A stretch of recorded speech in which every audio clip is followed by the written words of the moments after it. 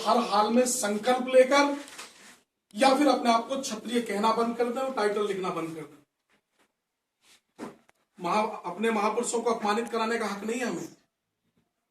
आज वो देख रहे होंगे तो उन्हें ये बात गवारा नहीं हो रही होगी कि क्षत्रिय और मुलायम की गुलामी कर रहे हैं, मायावती की क्षत्रिय गुलामी कर रहे हैं, उसके झंडे को अपने सर पे और घरों पे लगाए हैं।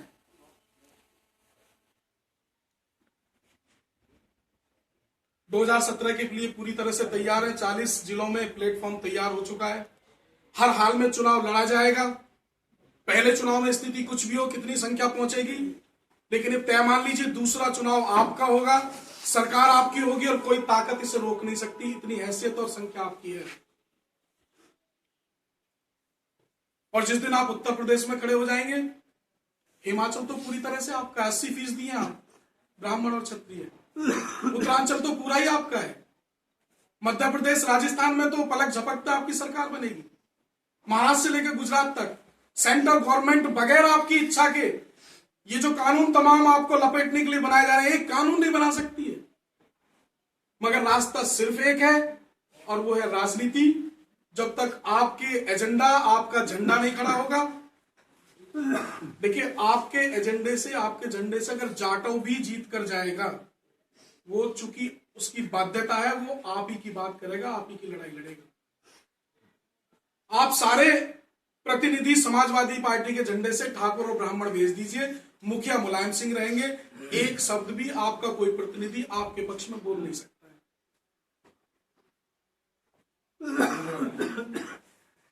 बिसाड़ा की घटना आपने देखी। बिसाड़ा दादरी के पास पड़ता है। धर्मेश तोमर वहां पर सपा के विधायक हैं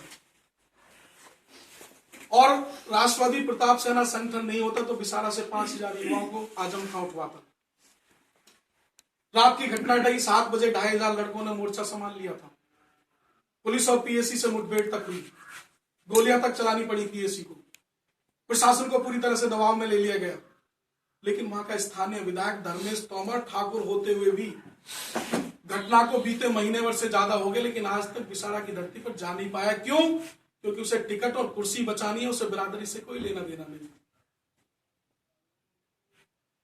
ठाकुर जयवीर सिंह, जहराना में हमारी बेटी के साथ बलात्कार हुआ और उन युवाओं ने मिलकर उसको मार दिया।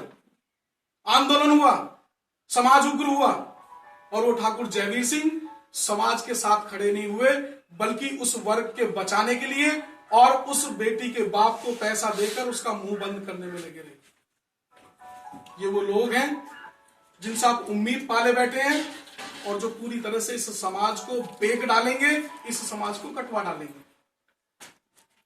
अगर एक नुमाइंदा भी आज संसद में आपका होता तो SC ST amendment bill pass नहीं होता। विरोध तो होता, वो छीनकर फाड़ता तो सही। आज लाल और मुलायम ने वुमेन रिजर्वेशन बिल पास नहीं होने दिया 35 साल से। वो 2 ही अड़ जाते हैं, 2 ही छीन लेते हैं।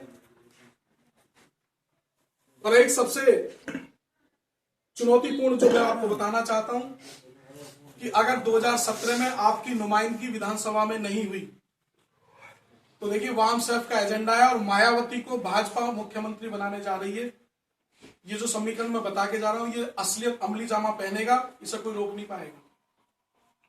और मायावती का अगला एजेंडा सिर्फ इतना है, मायावती अपने चुने हुए विधायकों से सलाह नहीं लेती है। वाम सेफ जो रिटायर्ड और सेवारत अधिकारियों का एक संगठन है, वो उसे सजेस्ट करता, उसी को अमली जामा पहनाया जाता है। और उनका अगला एकमात्र एजेंडा है कि मायावती ने अपने समाज को वो सारी ऊंचाई दे दी है, नौकरियां दे दी है, सम्मान दे दिया है और एक्ट और कानून के माध्यम से वो सारी ताकत उसे दे दी कि उसे कोई छू नहीं सकता। एकमात्र चीज बची है और वो बची है कि गांव में जमीन का समान बंटवारा। अभी जाटव समाज पे ठाकुर समाज के बराबर जमीन नहीं है और अगला कानून सिर्फ वही अगली सीलिंग लेकर आ रही है। 62 पर भी वही लाई थी और देखना वो होगा। और जब कानून बन जाएगा तो कानून से आप में से ताकत नहीं कोई लड़ पाएगा। लेकिन अगर 2 प्रतिनिधि भी आपके पहुंच गए 2017 में, तो ललित राणा आपकी इस चौपाल पर ये संकल्प के साथ आपको वादा करके जा रहा है कि पूरे प्रदेश में हम इतनी बड़ी ताकत बन चुके हैं, बन जाएंगे 2017 तक, कि 2 नुमाइंदगी करने के लिए हमारे सदन में पहुंच गए, तो दुनिया की कोई ताकत, कोई ऐसा कानून हमारे खिलाफ बना नहीं सकती। चाहे हमें हल्दी घाटी बनाना पड़े पूरे उत्तर प्रदेश को, हम बना डालेंगे। लेकिन वहां की नुमाइंदगी जरूरी है। अगर वहां नुमाइंदा हमारा नहीं पहुंच पाया, वहां डिबेट में नहीं खड़ा पाया, वहां बिल को छीनकर फाड़ने वाला नहीं हुआ, तो हम अपने सड़क की लड़ाई को जीत नहीं पाएंगे। ये आपको बताकर जाना चाहते हैं। विकल्प सिर्फ 2 है, या तो हम वोट डालना बंद कर दें। हमने जितनी बार वोट डाला है उतनी बार ही हमारे खिलाफ, हमारी गर्दन पर कानून बन गए। और अगर वोट डालें तो अपने एजेंडे और झंडे को लाने वाले व्यक्ति के पक्ष में डाले। सिर्फ यही विकल्प है, इसके अलावा दूसरा विकल्प नहीं है। और इसके लिए हमें तैयार होना है। इसी निवेदन को लेकर आपके बीच में आए हैं। पानी बहुत ऊपर जा चुका है, एक एक मिनट अब भारी पड़ रही है। अपनी पीढ़ी को हम जवाब नहीं दे पा रहे हैं। हमारी नई पीढ़ी रात और दिन मेहनत कर रही है, 90-90% अंक ला रही है, और उन्हें धकेला जा रहा है, उन्हें रेगुलर एडमिशन तक लेने नहीं दिया जा रहा, और वो जाके आत्महत्याएं कर रहे हैं। इससे तो बेहतर है कि हम नए पीढ़ी को जन्म देना बंद कर दें, अपने वंश पर यही ब्लॉक कर दें, रोक लगा दें। लेकिन कायर बनने की जरूरत नहीं है। कायर हमें नहीं बनना है। न्याय के लिए संघर्ष किया, संघर्ष करेंगे उसी रास्ते पर चलकर। जब कांसीराम जैसे, मायावती जैसे व्यक्ति उस मुकाम को छू सकते हो, तो हमारे लिए तो बहुत आसान है। और देखिए, तमाम दलित और पिछड़े वर्ग के लोग केवल यादव और जाटव को छोड़कर आपकी तरफ उम्मीद की नजर से देख रहे हैं कि आप एक राजनीतिक ताकत बनकर आगे चलें और वो आपके अनुशासी बनके उनके हक में उन्हें न्याय मिल पाए। और ये मिलेगा। एक बार आप तो मुट्ठी बंद हो जाइए।